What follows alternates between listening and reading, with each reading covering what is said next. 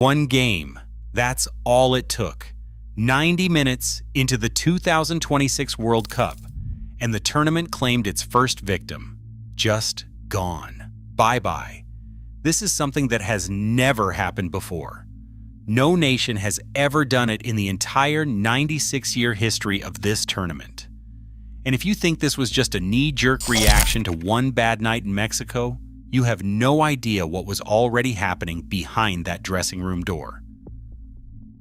Let's set the scene.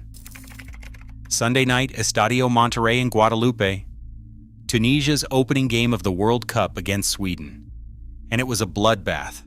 Final score: Sweden 5, Tunisia 1. The Swedish attack carved through the Tunisian defense like it was not even there. Alexander Isak scored, Victor Gyökeres scored, Matthias Svanberg scored. It was one of the most lopsided results in Tunisia's entire World Cup history. But here's the part that really twisted the knife. One of the men who scored twice was a kid named Yasin Ayari. And Ayari isn't just any Swedish player. His father was born in Tunisia.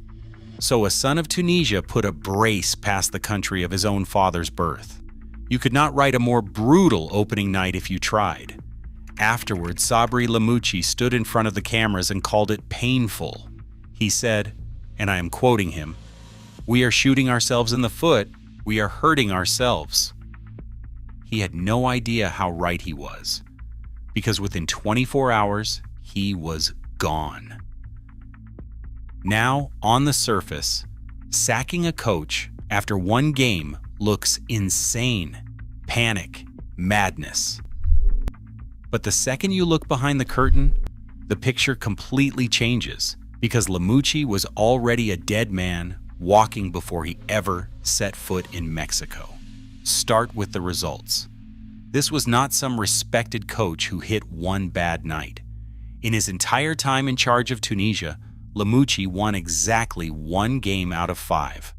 1. His only victory was a 1-0 win over Haiti. That's it. And the warm-ups going into this World Cup? A horror show. Tunisia lost 1-0 to Austria. Then, and this is the one that set off the alarm bells, they got absolutely destroyed 5-0 by Belgium. 2 warm-up games, 0 goals scored, 6 conceded. The rumors of discontent inside the camp started right there. But the results were only half of it. The real problem was the dressing room, and it was already on fire. Watch the Sweden game closely, and you can actually see it. In the 72nd minute, with Tunisia getting taken apart, Lamouchi subbed off his defender Jan Valeri, and Valeri did not hide it. He walked off visibly furious at his own coach on live television for the whole world to see. When your own players are openly seething at you in the middle of a World Cup match, the relationship is already dead. And then there's the detail that really tells you how far gone this was. According to reports out of the camp, Lamouchi brought his own son into Tunisia's training base during their World Cup preparations. The federation was not happy. Officials reportedly wanted to know why someone who was not part of the official delegation was getting access to the squad. And they asked Lamouchi to explain himself. Think about that. Before a single ball was kicked at this World Cup, the manager and the people who hired him were already in a standoff over trust. The players were turning. The federation was suspicious. The results were a disaster.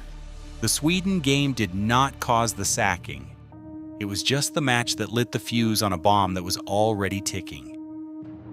Here's where it gets even crazier. Because Lamouchi just walked straight into the World Cup record books for all the wrong reasons. In the entire history of the World Cup, no manager had ever been sacked after just one game of a tournament. Coaches have been fired at World Cups before, sure, but never this fast. Back in 1998, Tunisia sacked Henrik Kasperczak after a poor start, but they at least gave him 2 games before pulling the trigger. That same tournament, South Korea dumped Cha Boom-kun after 2 defeats. And in 2018, Spain famously fired Julen Lopetegui 2 days before the World Cup even started, after he secretly agreed to take the Real Madrid job behind their backs. But one game into a tournament? Never been done. Until now. Lamouchi is the first. And here's the kicker. This isn't even the first coach Tunisia has fired this year.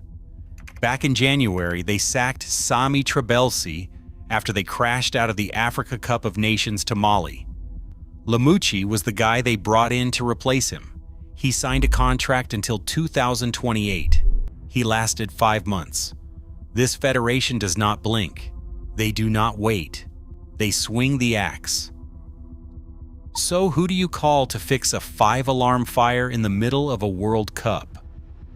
Tunisia went and got one of the most fascinating characters in world football, Hervé Renard.